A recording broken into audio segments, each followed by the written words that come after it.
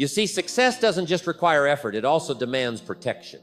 You must protect your potential from decay, from distraction, from comfort, because neglect is quiet, it doesn't knock, it just waits patiently for your discipline to fall asleep. And the moment it does, neglect starts its work. Neglect your body and it will whisper at first. A little fatigue, a small ache, a lost spark of energy. Keep ignoring it, and one day it shouts through sickness, through exhaustion, through limitation.